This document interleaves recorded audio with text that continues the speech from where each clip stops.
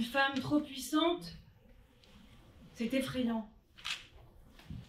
Une femme que l'on peut craindre est inéluctablement un danger qu'il faut éradiquer. Cléopâtre VII, une séductrice perspicace et une reine redoutable. Monsieur le Président, Madame, Messieurs les assesseurs, le monde s'empresse à trouver des justifications pour la désapprouver, la blâmer et aujourd'hui surtout la condamner. Tenter de lui reprocher ses actes, ses décisions, trouver la faille, le pas de travers. Parce qu'une femme trop puissante, c'est effrayant. Une femme que l'on peut craindre est inéluctablement un danger qu'il faut éradiquer. Cléopâtre VII, reine d'Égypte depuis que Jules César décida d'exécuter Ptolémée XIII. Cléopâtre hérita du statut de reine dans un contexte bien complexe. L'Égypte est criblée de dettes et César est un des seuls qui peut la soutenir. Ce dernier fut séduit et la reine et l'empereur nouèrent une première romance.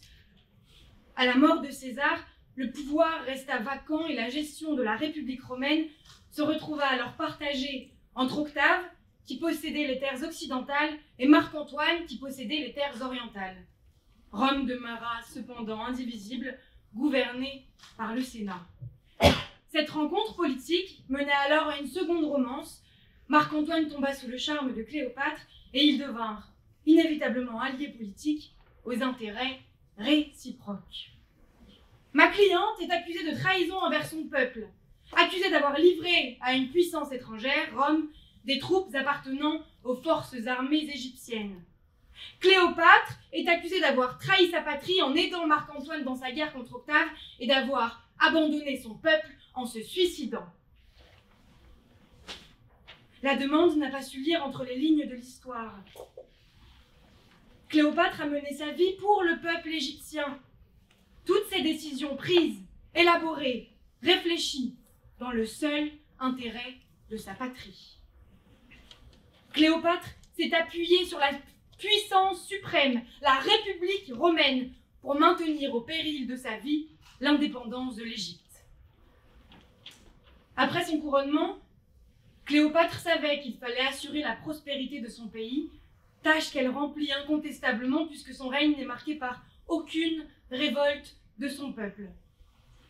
Il ne saurait vous méprendre que de rappeler que sa relation avec César permit d'empêcher l'annexion de l'Égypte par ce dernier.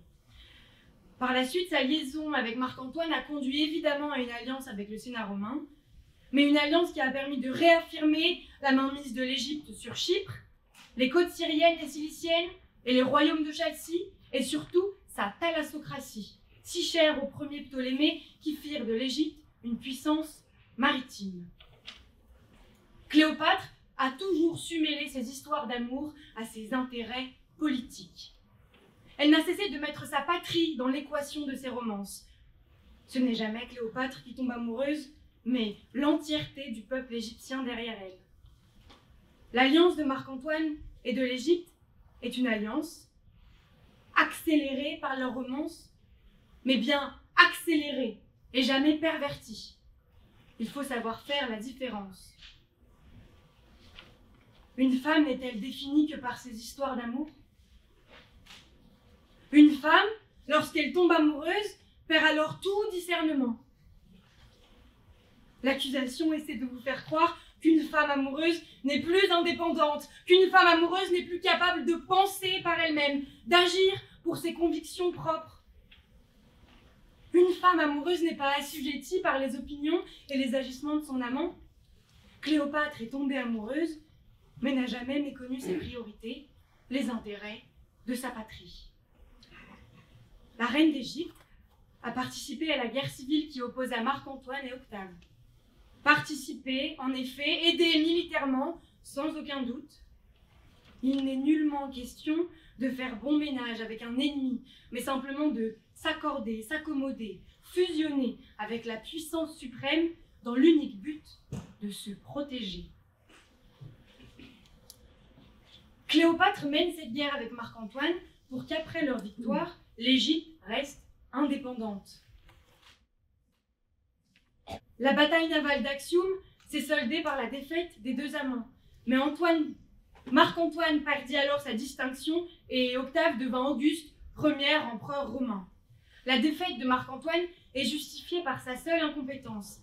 La victoire lui était promise, mais à trop s'en contenter, il laissa Octave lui porter le coup fatal. La conséquence est indéniable et lourde pour l'Égypte, et c'est sûrement le seul point sur lequel je m'accorde avec la demande.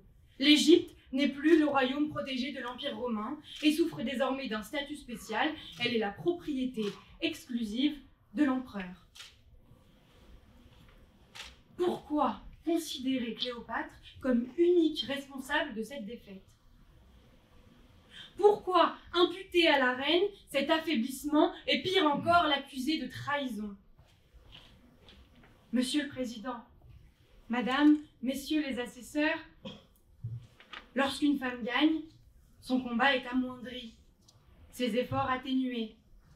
Ses conquêtes sont mises sur le compte de la chance, de la bonne étoile, et souvent un homme derrière elle est félicité, qualifié d'un mentor qui lui a tout appris.